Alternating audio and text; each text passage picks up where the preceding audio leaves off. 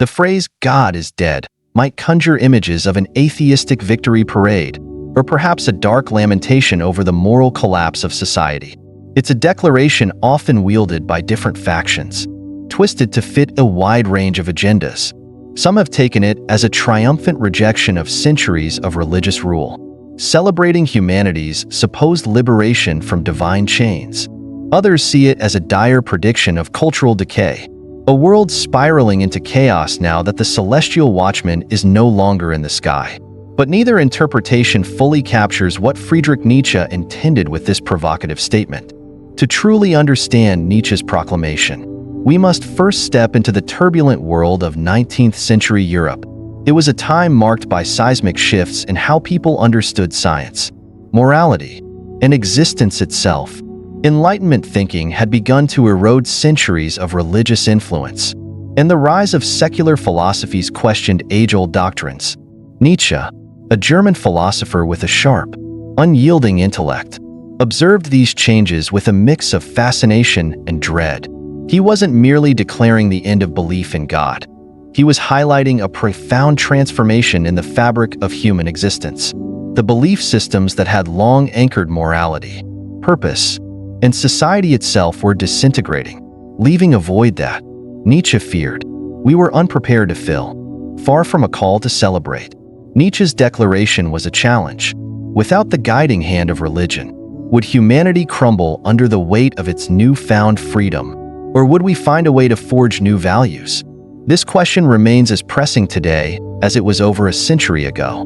What happens when the structures that once shaped our understanding of right and wrong fall away? The stakes are high, for the death of God is not merely about the demise of religion. It is about confronting the meaning of our existence when old certainties collapse. And as we explore this idea further, we'll uncover why Nietzsche believed it was both an incredible opportunity and a perilous burden. In the 19th century, Europe stood on the cusp of profound change. The Enlightenment, with its emphasis on reason, science, and individualism, had already started to dismantle traditional power structures, including the towering influence of organized religion. As scientific discoveries grew, they increasingly challenged age-old religious doctrines, leading to an era of skepticism and secularization. The Church, once the uncontested authority on morality and truth, was facing a crisis of relevance. The societal shift was palpable. People were beginning to question not only religious dogma but the very foundations upon which their lives were built. It was against this backdrop that Friedrich Nietzsche uttered his infamous words, "God is dead." To the untrained ear, Nietzsche's declaration might sound as if he were simply stating that a deity had ceased to exist. But in truth, Nietzsche wasn't concerned with whether God literally existed or not. His focus was on the waning influence of religion and the moral framework it provided. By declaring God dead, Nietzsche meant that faith in a transcendent, all-powerful deity, a faith that once shaped every aspect of life in Europe, was collapsing. This collapse wasn't a quiet fading into obscurity. It was an existential crisis of seismic proportions. If God, as a symbol of absolute values and moral order, was dead, then humanity was left to grapple with a world that no longer had an inherent meaning or direction. Everything that religion once offered, hope, morality, a purpose for suffering, was suddenly in doubt. Nietzsche understood the ramifications of this better than most. He foresaw a moral vacuum, a gaping chasm that society would struggle to fill. For him, the death of God was not a moment for triumph or despair, but a critical turning point. Humanity was now tasked with either succumbing to nihilism, the belief that life is inherently meaningless, or rising to the challenge of creating new values. The philosopher was issuing both a warning and an invitation.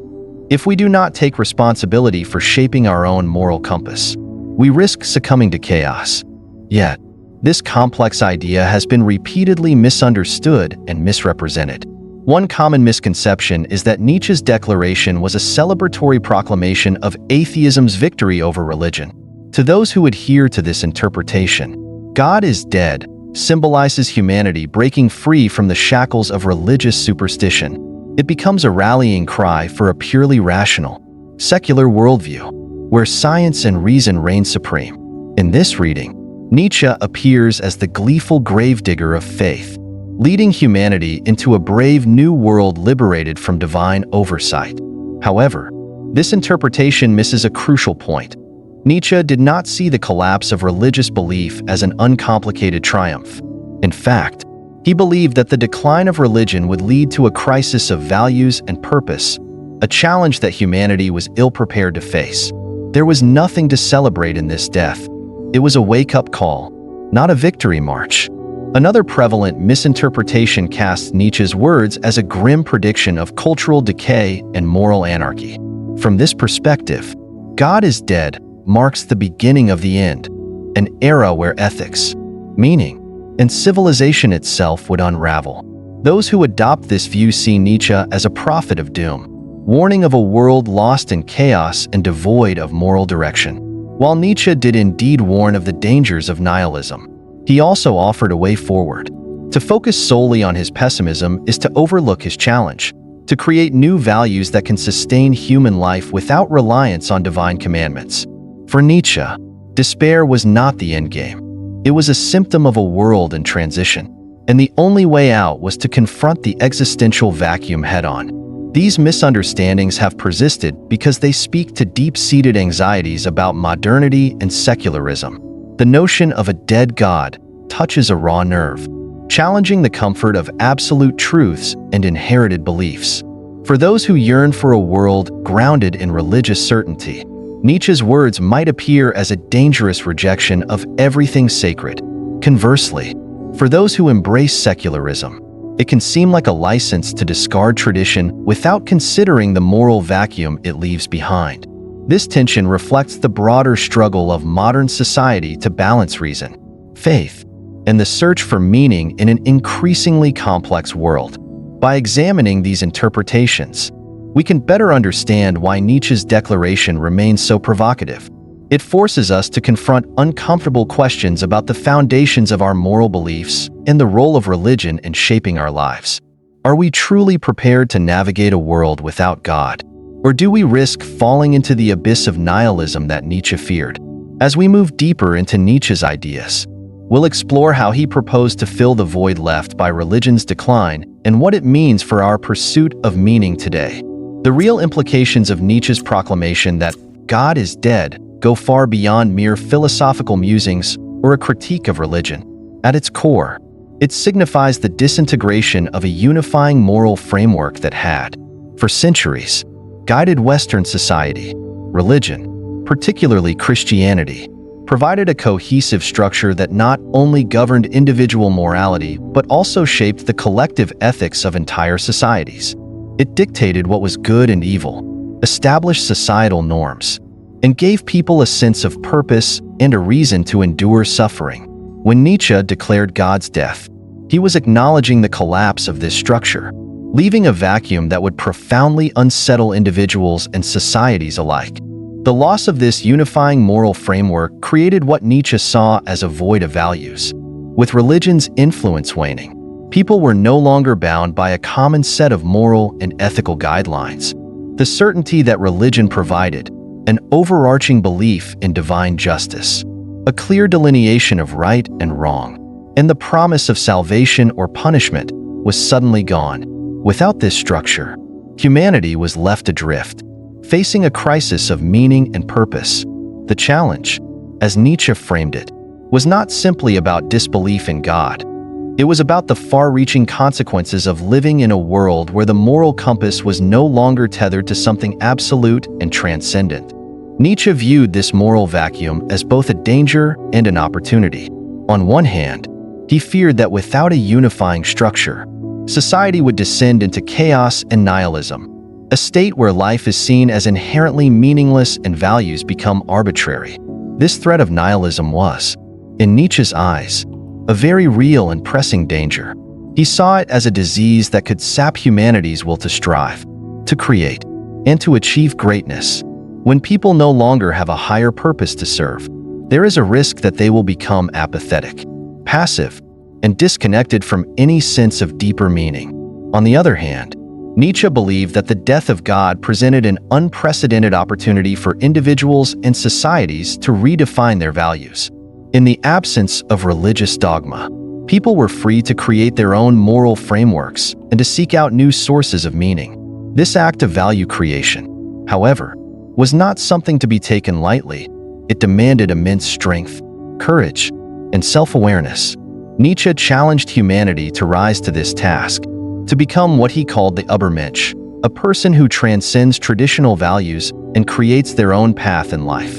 For Nietzsche, the true test of humanity's worth would be whether it could fill the void left by God's death with something meaningful and life-affirming, or whether it would succumb to despair and nihilism. Nietzsche's warning was not simply about the loss of religion itself, but about society's inability to create a new guiding structure in its absence. He understood that humans are inherently meaning-seeking creatures. We need a framework to make sense of the world and our place within it. When the old frameworks collapse, there is a danger that we will either fall into nihilism or latch onto any new ideology, no matter how flawed or destructive, just to fill the void. Nietzsche's critique of modernity was rooted in this concern, that without a deliberate and thoughtful effort to build new values, society would become vulnerable to manipulation by dogmatic leaders, ideologies, or even blind consumerism. To illustrate this point, we can turn to historical examples where the decline of a unifying belief system led to societal confusion and conflict. Consider the French Revolution. The revolutionaries sought to dismantle the absolute authority of the monarchy and the church, believing that by overthrowing these oppressive institutions, they would usher in a new era of liberty, equality, and fraternity. While the revolution achieved many noble goals, it also plunged France into a period of intense turmoil, marked by factionalism, violence, and ideological extremism. The old religious and monarchical structures that once provided order were gone, but no stable new framework emerged to replace them. In the chaos, leaders like Robespierre rose to power, imposing their own rigid and often brutal interpretations of what the new society should be. The resulting reign of terror highlighted the dangers Nietzsche warned of. When a unifying belief system collapses, people may either descend into chaos or cling desperately to new doctrines, often with devastating consequences. Similarly, in modern times, we can observe the effects of the decline of religious influence in some secular societies. Without a common moral framework, there has been a rise in polarization and ideological extremism. As individuals seek new sources of identity and purpose, this can be seen in the fervor with which people adopt political ideologies or social movements, sometimes with a near-religious intensity. While many of these movements are rooted in genuine calls for justice and equality, they can also become dogmatic, excluding dissenting views and demonizing opponents. The absence of a shared moral compass can lead to fragmentation and conflict, as different groups compete to impose their own vision of what is right and good. As we continue to explore Nietzsche's ideas, it becomes clear that the death of God is not just about the decline of religion. It is about the profound challenge of creating new values and meaning in a world that has outgrown its old certainties. Nietzsche's challenge is as relevant today as it was in his time. Can we, as individuals and societies, rise to the task of building a life-affirming moral framework? Or will we allow ourselves to be consumed by nihilism and chaos? This question takes us deeper into Nietzsche's proposed solutions and what they reveal about the human condition in a godless world.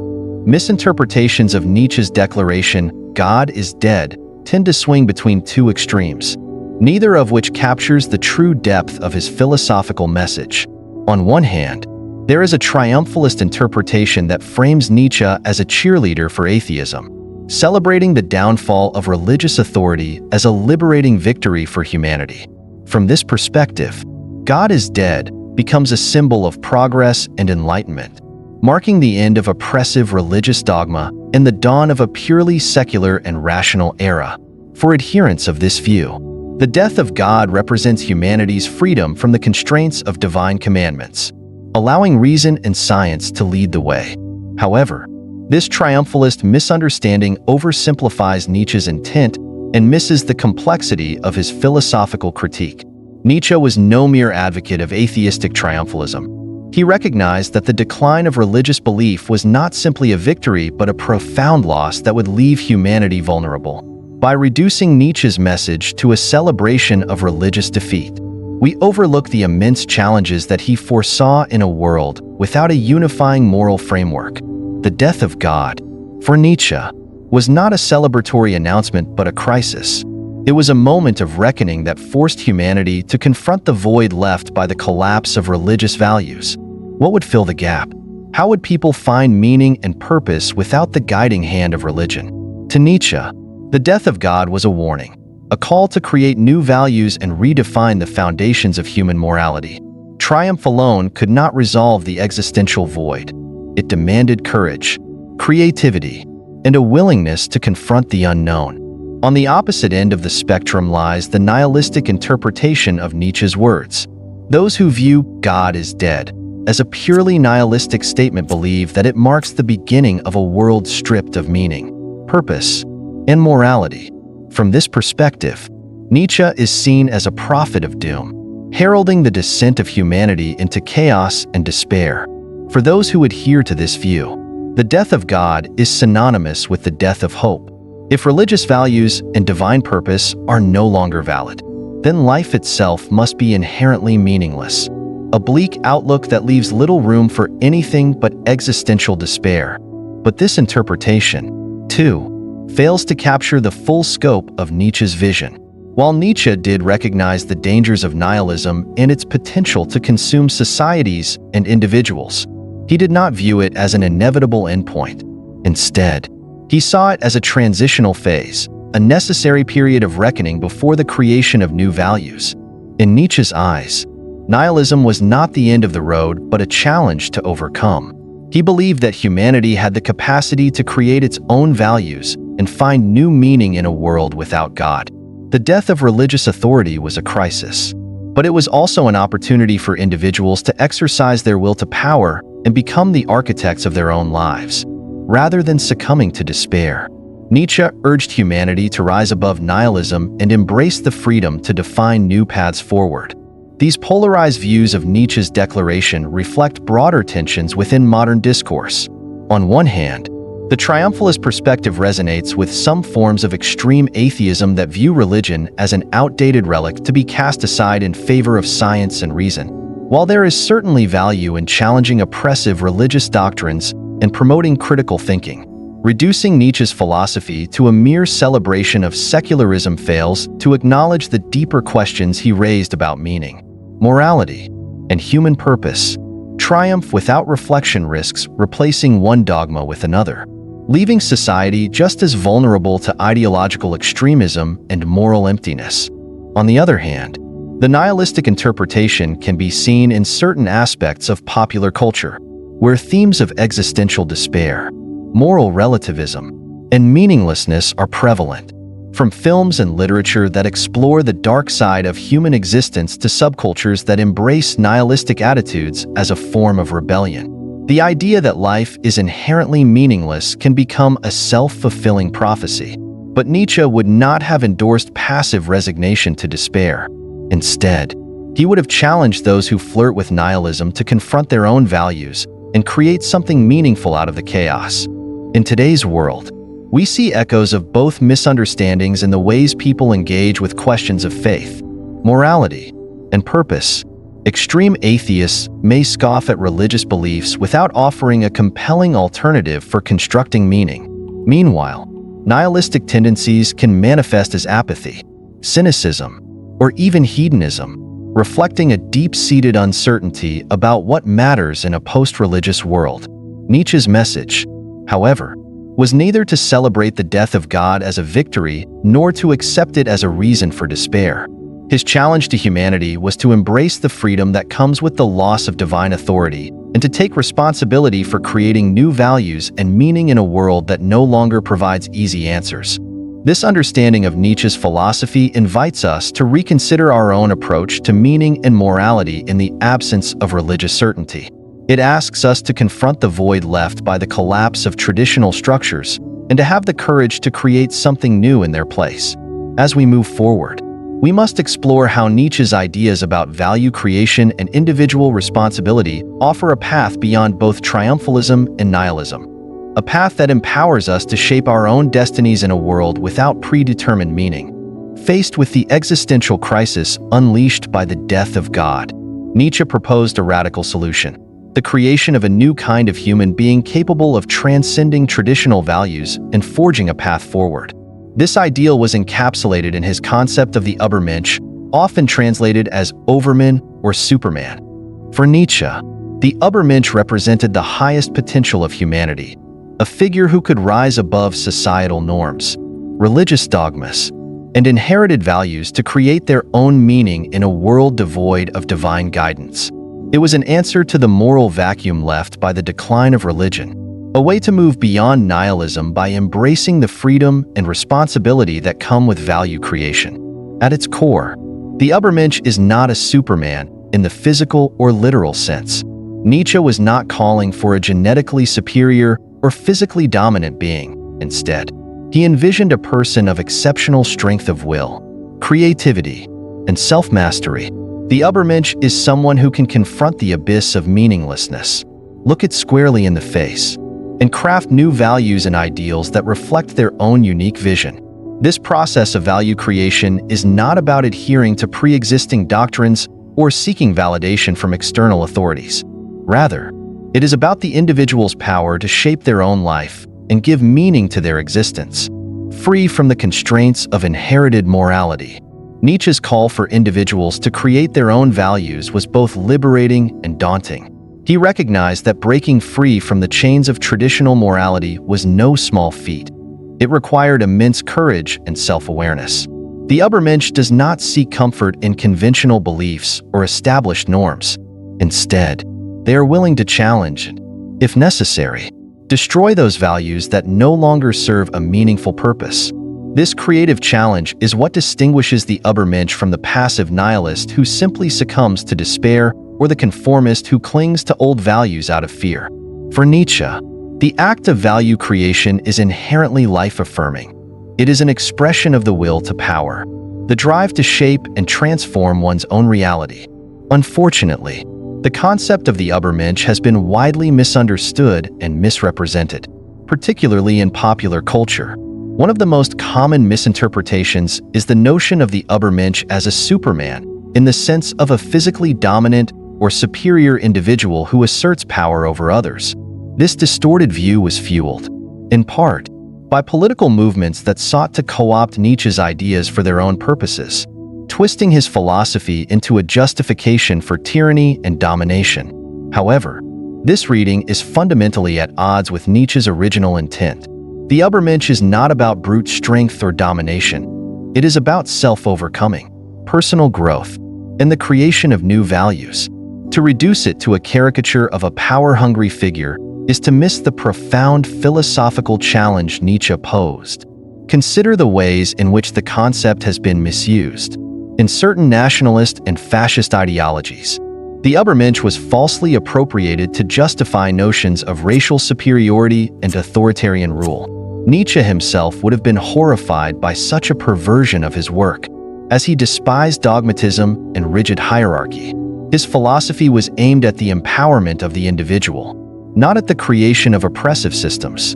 To truly understand the Übermensch, one must reject these distorted interpretations and recognize it as a call to personal transformation and creative self-expression, not a mandate for domination.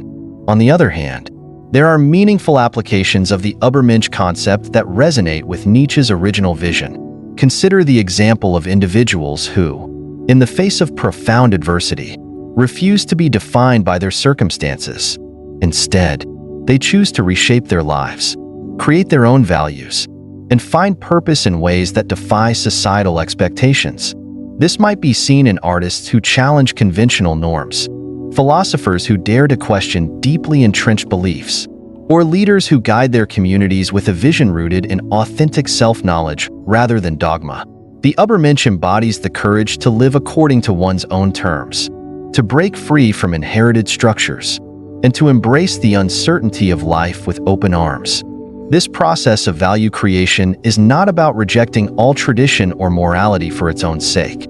Nietzsche did not advocate for chaos or moral relativism. Instead, he called for individuals to critically examine the values they inherited, discard what no longer serves them, and create something new and meaningful in its place. The Übermensch is a symbol of the possibility for human greatness, grounded in self-mastery, creativity, and a deep love for life itself. It is a call to embrace the uncertainty and complexity of existence, to find strength and purpose in the act of creating meaning where none is given. As we reflect on Nietzsche's solution to the crisis of values, it becomes clear that the path of the Übermensch is not an easy one. It requires constant self-examination, courage, and a willingness to confront the unknown. But for Nietzsche, it was the only path that could lead humanity beyond nihilism and toward a more authentic and meaningful existence. In the next section, we will explore how Nietzsche's challenge to create new values and meaning continues to resonate in the modern world, and what it means for our own pursuit of purpose and identity. In the 21st century, Nietzsche's declaration that God is dead continues to resonate with unsettling relevance. While the philosopher spoke to the seismic shifts of his own era, his insights extend into our contemporary struggles with meaning, purpose, and community in a world that is, in many ways, increasingly secular. Today, the decline of traditional religious structures has left many grappling with questions that are both ancient and profoundly modern. What gives life meaning? How do we navigate a moral landscape without the guiding hand of divine authority? Nietzsche's critique, far from being a relic of the past, exposes a modern crisis of meaning that is felt across cultures and generations. As religious influence wanes, many people find themselves unmoored, searching for a sense of purpose that is no longer neatly prescribed by established doctrines. In past centuries, religious institutions not only shaped moral and ethical norms, but also provided a sense of community and belonging. The church was often a central pillar in people's lives, offering answers to life's biggest questions and a framework within which to understand suffering, joy, and the passage of time. With the decline of these structures, individuals are left to forge their own paths. For some, this is a liberating experience, a chance to explore personal philosophies and to craft values that reflect their own beliefs. For others, it is a daunting challenge, filled with uncertainty and the constant threat of meaninglessness. The modern crisis of meaning manifests in numerous ways, from the rise of anxiety and depression to the proliferation of online communities and ideologies that seek to fill the void left by declining religious influence. Social media, political movements, and even consumerism can become substitutes for the sense of purpose and identity that religion once provided. But these modern replacements often fail to offer the depth, stability, and lasting meaning that people crave. Nietzsche's warning about the dangers of nihilism is particularly poignant in this context. When people cannot find meaning in traditional institutions, they risk succumbing to despair, apathy, or blind allegiance to new, often fleeting ideologies. I have seen this struggle play out in the lives of people close to me. A friend, raised in a deeply religious household, found himself adrift after questioning the beliefs he had once taken for granted. For years, his faith had provided a clear moral framework and a sense of purpose. When he could no longer reconcile his doubts with the teachings he grew up with, he felt lost. The existential vacuum Nietzsche described was not an abstract concept, it was a daily reality. In the absence of a clear moral compass, he struggled with anxiety, searching for a new source of meaning to anchor his life. It was only through a painful process of self-reflection, study, and personal growth that he began to craft his own values and find a path forward. This journey was anything but easy, but it echoed Nietzsche's call for individuals to become creators of their own values in a godless world. My friend's story is not unique. Across the globe, countless people wrestle with the question of how to live authentically in a world that offers no definitive answers. The decline of religious influence has opened up new possibilities for self-expression and personal freedom, but it has also brought with it a heavy burden, the responsibility to define our own moral and ethical frameworks. Nietzsche understood that this responsibility was both exhilarating and terrifying. He urged us to confront the void head-on, to resist the temptation of passive nihilism, and to embrace the challenge of creating meaning in our lives. This challenge is as relevant today as it was in Nietzsche's time. It calls on each of us to reject complacency and to engage actively with the questions that define our existence. What do we value? What kind of lives do we want to lead? How do we make sense of suffering, injustice, and the fleeting nature of life? These are not easy questions, but they are essential. Nietzsche believed that the act of grappling with these questions, of creating our own values, was what made life worth living. It was an act of defiance against nihilism and an affirmation of our humanity, in encouraging us to become creators of our own moral and ethical frameworks. Nietzsche offers a path forward in the modern crisis of meaning. He does not promise comfort or certainty. Instead, he invites us to embrace the chaos and complexity of life, to find strength in our own will to create, and to shape a world that reflects our deepest values and aspirations. This call to action is not for the faint of heart. It requires courage, self-awareness, and a willingness to confront the darkest corners of our own existence. But for those who take up the challenge, it offers the possibility of a life that is truly their own, a life of purpose, creativity, and authentic meaning. As we reflect on Nietzsche's philosophy, it becomes clear that the crisis of meaning we face today is not insurmountable. It is a challenge that demands our attention and our commitment. The solutions will not come from returning to outdated dogmas or from seeking easy answers. Instead, they will come from our own willingness to engage with the world, to question, to create, and to take responsibility for the values that guide our lives. This is Nietzsche's true legacy, a reminder that even in the absence of God, we have the power to shape our own destinies. As we continue to explore his ideas, we must ask ourselves, are we ready to take up this challenge and become the creators of our own values? As we draw our exploration of Nietzsche's proclamation to a close, it is essential to revisit the common misunderstandings surrounding his statement, "God is dead." This declaration has often been interpreted either as a celebration of atheistic liberation or as a harbinger of nihilistic despair. Both views miss the intricate layers of Nietzsche's thought and the depth of his philosophical challenge. He was not simply proclaiming victory over religion or mourning its loss. He was issuing a profound critique of the changing moral and cultural landscape of his time, a landscape that, without religion, faced the monumental task of redefining its values and sense of purpose. The triumphalist view, which sees God is dead as a cause for celebration, fails to recognize Nietzsche's deep understanding of what the collapse of religious frameworks would entail. Religion had long provided moral cohesion, a shared sense of right and wrong, and a narrative for understanding human existence. In its absence, society would be thrust into a void, forced to confront existential questions that had been comfortably answered for centuries. This is not a triumph but a crisis, one that demands a creative and courageous response from those who dare to face it. Nietzsche was keenly aware of this burden and knew that it was not something to be taken lightly. Conversely, the interpretation that reduces Nietzsche's words to a purely nihilistic statement overlooks his faith in humanity's potential to create new values. While Nietzsche did foresee the dangers of nihilism, the possibility that people would fall into apathy, despair, or meaninglessness, he also believed that this void could be an opportunity for transformation. The death of God was a chance for humanity to assert its will, to become the architects of its own moral frameworks, and to find meaning that was not imposed from above, but created from within. Nietzsche's philosophy was, at its heart, a call to action, a challenge to rise above the abyss of nihilism and to embrace the freedom and responsibility that come with the death of traditional structures.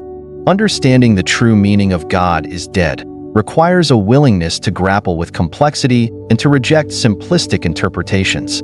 Nietzsche was not advocating for a life of moral relativism or unchecked chaos. He was urging us to face the challenges of a godless world with courage, creativity, and a commitment to finding meaning on our own terms.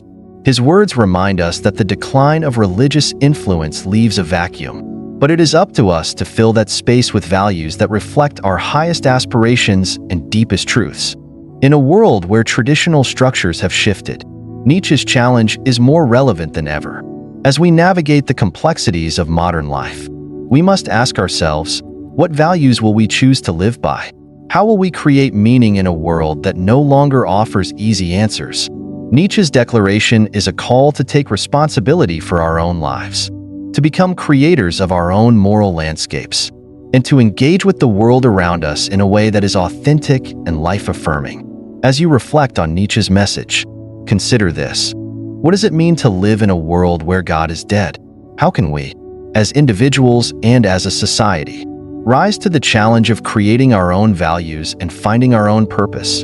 The answers are not easy, but they are worth seeking. Nietzsche believed that within each of us lies the potential to shape our own destiny, to rise above the chaos, and to create something meaningful in the void left by the decline of religious authority. The question remains, are we willing to take up this challenge and forge a new path forward? As we wrap up this exploration of Nietzsche's profound ideas and their relevance to our lives today, I'd love to hear your thoughts. What does it mean to you to live in a world where God is dead? How do you navigate the search for meaning and values in today's ever-shifting landscape? If you found this discussion thought-provoking, don't forget to like, share, and subscribe to the channel. Your support helps us continue to create deep dives into philosophical ideas, making complex concepts accessible and relevant to everyone. Hit the bell icon so you never miss an update. Thank you for being part of this journey. Let's continue exploring the big questions together.